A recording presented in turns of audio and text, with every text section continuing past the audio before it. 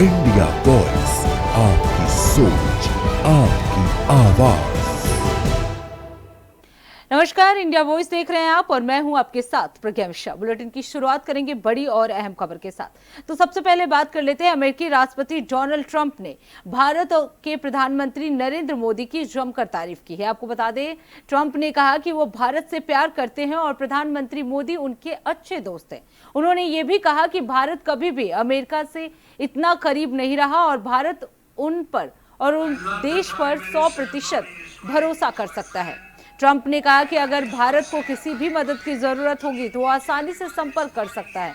उन्होंने दोनों देशों के रिश्तों को मजबूत और रिकॉर्ड स्तर पर बताया।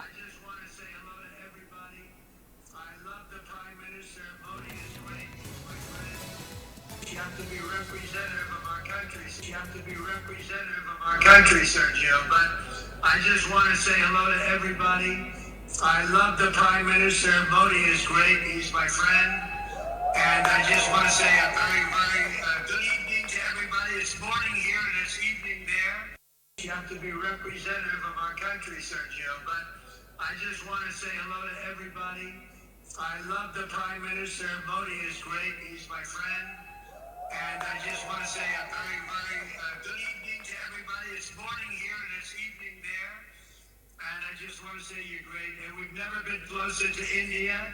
And India can count on me 100% and our country. If they ever need help, they know where to call. They call right here. We're doing well. We're setting records. We have a record economy, a record stock market. And anything India wants, they get. And I'm a big, big fan of Prime Minister Modi. Thank you, sir. Marco Rubio's here. Any advice for a great Secretary of State? Well, Marco's the greatest, I tell you. अब रुक कर लेते हैं अगली खबर की। NEET UG paper leak मामले में सुप्रीम कोर्ट ने एक बार फिर सख्त रुख अपनाया है। आपको बता दें, सर्वोच्च अदालत ने इस मामले में शिक्षा मंत्रालय समेत अन्य पक्षकारों को भी नोटिस जारी किया है। सुनवाई के दौरान सुप्रीम कोर्ट ने टिप्पणी करते हुए कहा कि यह बेहद दुर्भाग्यपूर्ण है कि इसी मामले में पहले भी अदालत का आदेश आ चुका है। इसके बावजूद स्थिति पूरी तरह से स्पष्ट नहीं हो पाई है। कोर्ट ने सभी संबंधित पक्षों से विस्तृत जवाब तलब किया है और मामले की गंभीरता को देखते हुए आगे की सुनवाई जारी रखने की बात कही है। तो पेपर लीक जैसे मामलों को लेकर अदालत ने पहले भी कड़ा रुख अपनाया था और इस बार भी प्रक्रिया में पारदर्शिता, जिम्मेदारी सुनिश्चित करने पर जोर दिया गया है। आपको बता दें, मामले में अब अगली सुनवाई पर सभी पक्षों के जवाबों पर विचार किया जाएगा।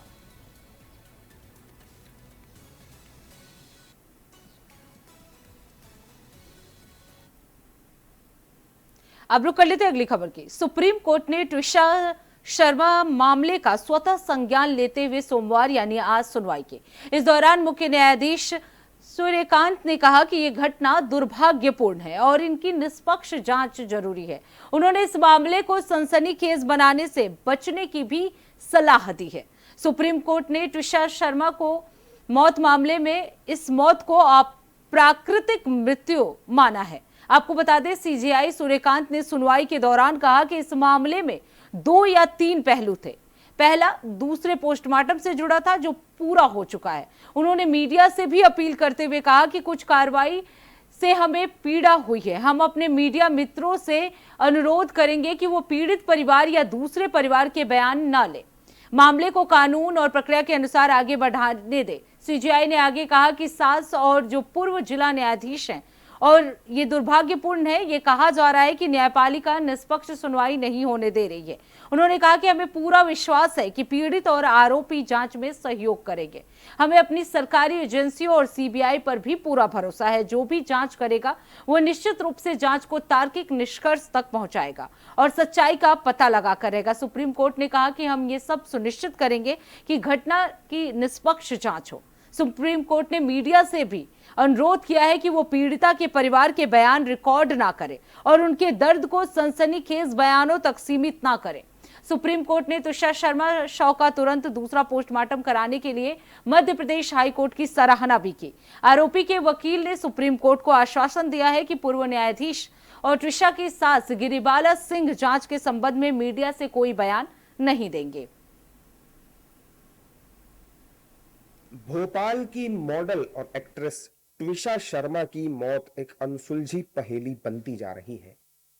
ट्विशा की मौत को लेकर परिजनों ने ससुराल पक्ष पर मानसिक प्रताड़ना और लगातार दहेज की मांग का आरोप लगाया है। वहीं ट्विशा का पार्थिव शरीर अभी भोपाल में ही है। परिजन उसके पार्थिव शरीर को दिल्ली लेकर आना चाहते हैं, जिसके लिए ट्विशा के माता पिता सभी कागजी कार्रवाई को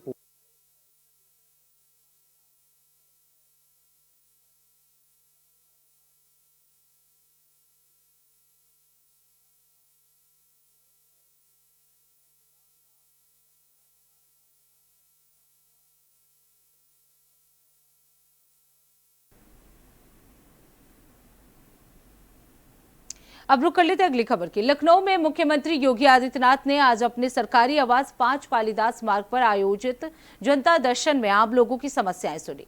जनता दर्शन के दौरान बड़ी संख्या में लोग अपनी शिकायतें और समस्याएं लेकर पहुंचे।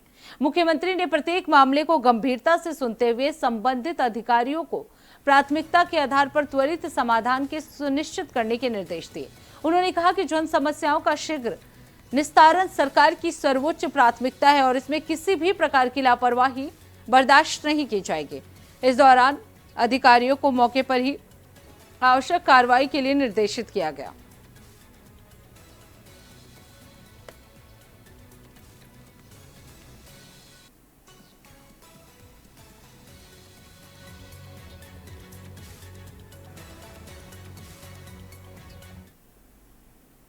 अब रुक कर लेते हैं अगली खबर की। डिप्टी सीएम ब्रजेश पाठक ने अपने 2 दिवसीय अमरोहा दौरे के दौरान विकास कार्यों, केंद्र और राज्य सरकार की योजनाओं की प्रगति की समीक्षा की। कलेक्ट्रेट सभागार में आयोजित बैठक में उन्होंने अधिकारियों के साथ विभिन्न योजनाओं के क्रियान्वयन, स्वास्थ्य सेवाओं, सड़क निर्माण और जन कल्याणकारी परियोजनाओं पर भी चर्चा की। डिप्टी सीएम ने अधिकारियों को योजनाओं का लाभ समय पर जनता तक पहुंचाने और विकास कार्यों में गुणवत्ता बनाए रखने के निर्देश दिए। बैठक में जिले के वरिष्ठ प्रशासनिक अधिकारी भी मौजूद रहे।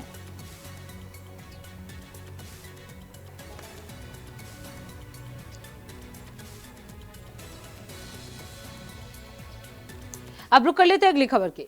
खबर लखनऊ से है, जहां सरकारी अस्पतालों और सेना के लिए भेजी जाने वाली दवाओं के निजी गोदाम में मिलने से स्वास्थ्य विभाग में हड़कंप मच गया है। आपको बता दें, आगरा, अलीगढ़ और उत्तराखंड के रुड़की से मिले इनपुट के आधार पर पूरे प्रदेश में जांच अभियान शुरू किया गया है।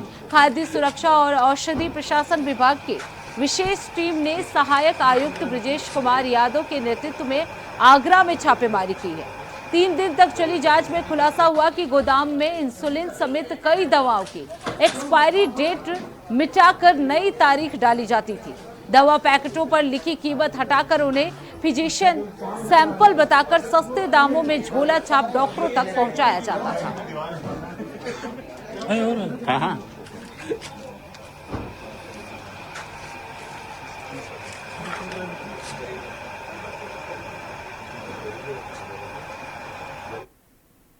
अब रुक कर लेते अगली खबर की। कानपुर से बड़ी खबर सामने आ रही है, जहां नौबस्ता क्षेत्र में हुए पिता पुत्र हत्याकांड मामले में पुलिस ने ताबड़तोड़ कार्रवाई करते हुए 3 आरोपियों को गिरफ्तार कर लिया है। इस कार्रवाई के दौरान पुलिस और एक आरोपी के बीच मुठभेड़ भी हुई, जिसमें आरोपी के पैर में गोली लगने से वो घायल हो गया। दरअसल नौबस्ता थाना क्षेत्र में रात्रि के समय हुए सनसनीखेज हत्याकांड के बाद पुलिस लगातार जांच और दबिश में जुटी हुई थी। इसी क्रम में 2 अभियुक्तों को पहले ही गिरफ्तार किया जा चुका है, जबकि तीसरे आरोपी की तलाश में पुलिस टीम दबिश देने पहुंची थी और इसी दौरान आरोपी पुलिस टीम पर फायरिंग की, जिसके जवाब में पुलिस ने आत्मरक्षा की कार्रवाई की। जवाबी फायरिंग में आरोपी के दोनों पैर में गोली लग गई, जिसके बाद उसे मौके पर ही दबोच लिया गया और इलाज के लिए अस्पताल भेजा गया।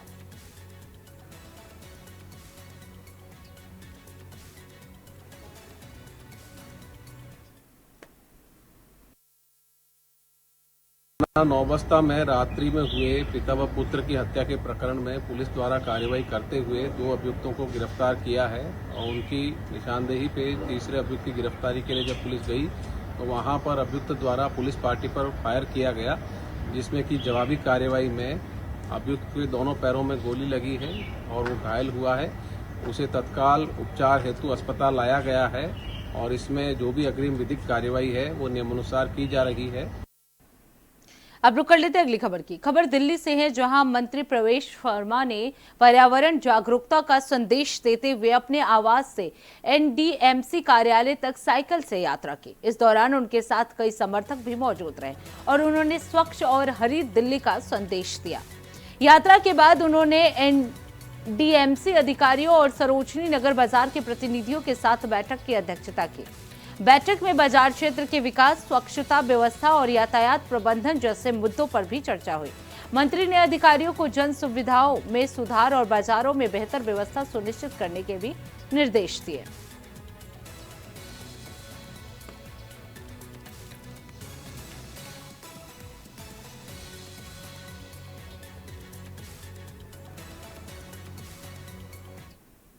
तो फिलहाल रुकते एक छोटे से ब्रेक के लिए। ब्रेक के बाद जल्द लौटेंगे। देखते रहिए इंडिया बुलेटिन। तो ब्रेक के बाद एक बार फिर आप सभी का स्वागत है। रुक कर लेते हैं खबरों की ओर। देश में पेट्रोल डीजल की कीमतों में लगातार बढ़ोतरी से महंगाई की मार और तेज हो गई है। महज 10 दिनों में तेल कंपनियों ने चौथी बार दाम बढ़ाकर आम लोगों को बड़ा झटका दिया है। आपको बता दें, 15 मई को ईंधन के दामों में पहली बार बढ़ोतरी की गई थी, जिसके बाद ये सिलसिला लगातार जारी है। पेट्रोल डीजल की बढ़ती कीमतों को लेकर अब विपक्ष ने सरकार पर कई सवाल खड़े किए हैं। कांग्रेस ने सोशल मीडिया प्लेटफॉर्म एक्स पर लिखा, महंगाई मैन मोदी ने 11 दिनों में पेट्रोल डीजल 8 रुपए महंगा कर दिया है। पार्टी ने कहा कि आज फिर पेट्रोल पर 2 रुपए 87 पैसे और डीजल पर 2 रुपए 80 पैसे की बढ़ोतरी की गई। कांग्रेस ने आरोप लगाया कि अपने पूंजीपति दोस्तों को फायदा पहुंचाने के लिए मोदी सरकार जनता की जेब पर बोझ डाल रही है।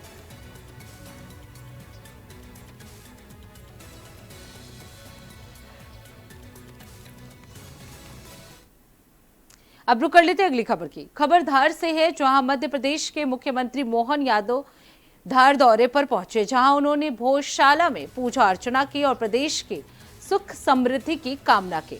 इसके बाद वो मोतीबाग चौक पहुंचे, जहां उन्होंने एक सार्वजनिक बैठक को संबोधित किया और सरकार की जन कल्याणकारी योजनाओं की जानकारी दी। दौरे के दौरान मुख्यमंत्री ने गंगा संरक्षण अभियान के तहत देवी सागर में श्रमदान भी किया। पूरे कार्यकाल के दौरान बड़ी संख्या में स्थानीय लोग जो हैं वो मौजूद रहे। जगह जगह उनका स्वागत किया गया और विकास कार्यों को लेकर उत्साह देखा गया। प्रशासन ने सुरक्षा और व्यवस्थाओं के लिए विशेष इंतजाम किए थे।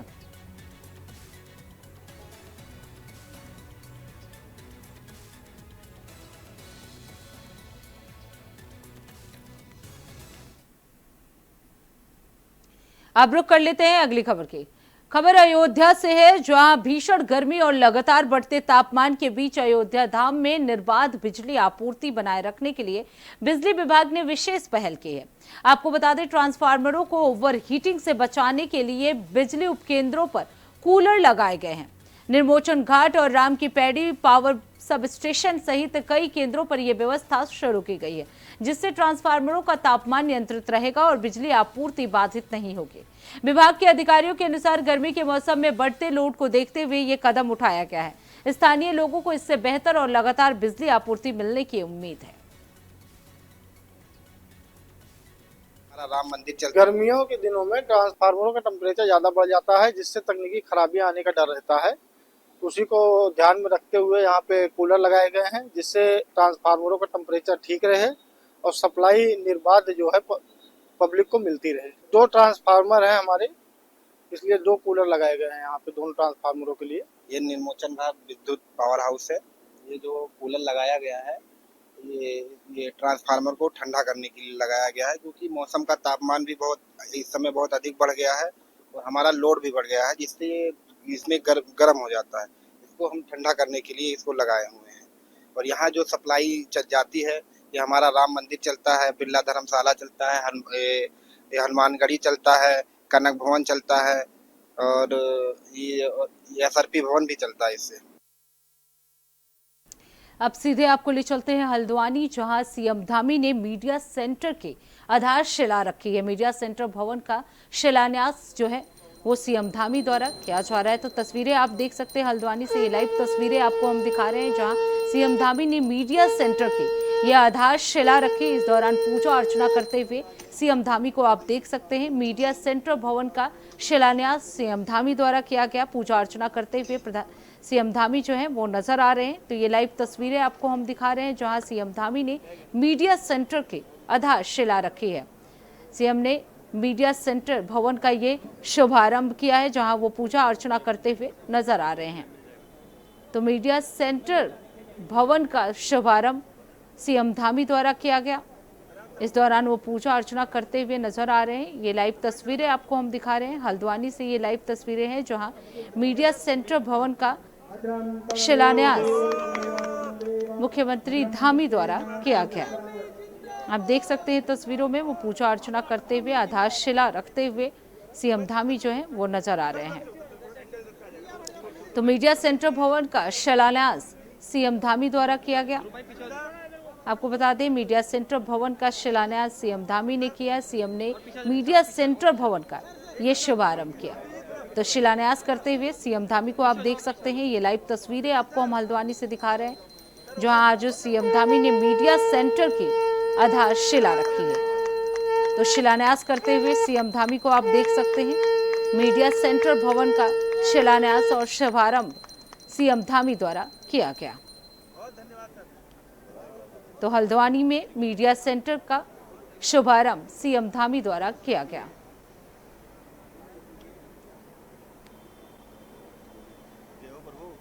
तो आपको बता दें मीडिया सेंटर भवन का शिलान्यास जो है वो सीएम धामी ने किया। आपको बता दें हल्द्वानी में ये कार्यक्रम आयोजित किया गया था। लेते हैं खबरों की ओर। बकरीद पर्व को शांतिपूर्ण और सुरक्षित तरीके से संपन्न कराने के लिए महाराजगंज में भारत नेपाल सीमा पर पुलिस और प्रशासन ने संयुक्त फ्लैग मार्च किया। सुरक्षा व्यवस्था मजबूत करने के उद्देश्य से सीमा क्षेत्र और संवेदनशील इलाकों में जवानों ने पैदल मार्च कर लोगों को सुरक्षा का भरोसा दिलाया। अधिकारियों ने कहा कि त्योहार के दौरान कानून व्यवस्था बनाए रखने के लिए अतिरिक्त पुलिस बल तैनात किया गया है। संदिग्ध गतिविधियों पर नजर रखने के साथ साथ सीमा पर चेकिंग भी तेज कर दी गई है।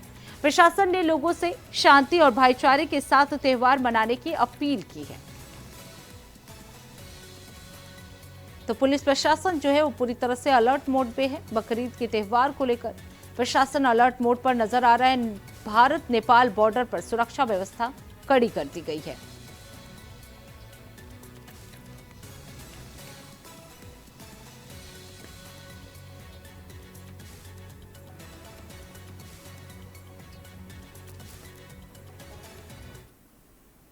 अब रुक कर लेते हैं अगली खबर की।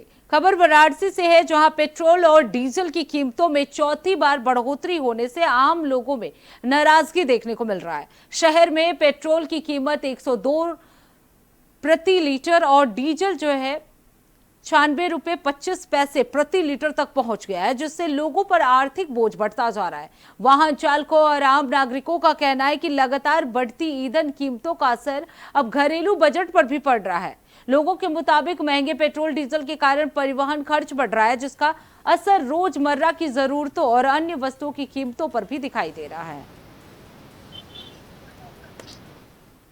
असर पड़ रहा है, लेकिन क्या करेंगे, मजबूरी भी है इंडिया का। इंडिया के ऊपर क्या डिपेंड करता है, ऑल ओवर वर्ल्ड में हर जगह रेट बढ़ा हुआ है, तो सबको समझना चाहिए इस चीज़ का। पड़ रहा है, असर तो पड़ रहा है, लेकिन क्या किया जाएगा। अपना भारत का इकोनॉमी को भी देखते हुए अगर बढ़ रहा है रेट तो बढ़ रहा है, कोई बात नहीं, ठीक है। मांग यही है कि अपने हिसाब से पेट्रोल वगैरह मिलता रहे, जो रेट तो अगर बढ़ रहा है तो ठीक है, उस हिसाब से लोग काम भी कर रहे हैं, तो महंगाई तो बढ़ेगा ही। हमें तो नहीं असर पड़ा है, आपको असर पड़ा है? बड़ा है, क्या बताए इसके बारे में अब हम, क्योंकि महामारी की वजह से इससे बर्ताव चल रही है और बट हम लोग की भी परेशानी बढ़ गई है। एलपीजी के लिए भी परेशानी बढ़ गई है, गैस की भी महंगाई बढ़ चुकी है, इस समय बहुत ज़्यादा पड़ रहा है इस समय। लेकिन हम लोग क्या करें, मजबूरी है हम लोग का भरवाना। रोज हम लोग चलने वाले हैं रोड पे, तो भरवाना ही पड़ेगा हम लोग को। अब रुक कर लेते हैं अगली खबर की। खबर लखनऊ से है जहां मंत्री ओम प्रकाश राजभर ने बढ़ती बिजली खपत और ट्रांसफार्मर पर बढ़ते दबाव को लेकर बड़ा बयान दिया है। उन्होंने कहा कि सर्दियों की तुलना में गर्मियों में बिजली की खपत कई गुना बढ़ जाती है। 20 साल पहले लगाए गए ट्रांसफार्मर करीब 50 यूनिट लोड के हिसाब से बनाए गए थे, लेकिन आज वो लगभग 250 यूनिट तक का भार उठा रहे हैं। गर्मियों में अधिक लोड के कारण ट्रांसफार्मर ओवरलोड हो जाते हैं, जिससे बार बार खराबी, ट्रांसफार्मर जलने और तार टूटने जैसी समस्याएं सामने आती। उन्होंने कहा कि सीएनजी आपूर्ति की दिक्कतों के चलते लोग बिजली के हीटर और अन्य उपकरणों का अधिक इस्तेमाल कर रहे हैं। कि जाड़े की तुलना में गर्मी में 100 गुना ज़्यादा खपत बढ़ जाती है और जो आज के 20 साल पहले ट्रांसफार्मर लगे उसमें अगर 50 कनेक्शन उस समय थे तो आज उसमें 250 कनेक्शन है। तो जाड़े में तो वो चल गया ट्रांसफार्मर, लेकिन इस समय वो उसके ऊपर ओवरलोड हो जा रहा है। तो कहीं ट्रांसफार्मर जल जा रहा है तो कहीं तार टूट के गिर जा रहा है। एक सबसे बड़ा कारण ये है। दूसरा सबसे बड़ा कारण ये है कि देखिए, जब से सीएनजी की दिक्कत हुई है तो लोग हीटर पे खाना बनाने लगे हैं। और मजे की बात है कि जिन गांवों में लोग पेड़ के नीचे हाथ का पंखा चला करके गुजार लेते थे, आज वहां एसी चल रही है। कोई गांव ऐसा नहीं कि जहां एसी कूलर पंखा न चल रहा हो। तो खपत बढ़ी है, बढ़ने की वजह से दिक्कत पैदा हुई है, उसको हम स्वीकार करते हैं। तो इसी के साथ इस बुलेटिन में बस इतना ही। देश दुनिया की तमाम बड़ी खबरों के लिए देखते रहिए इंडिया वॉइस। तब तक के लिए नमस्कार।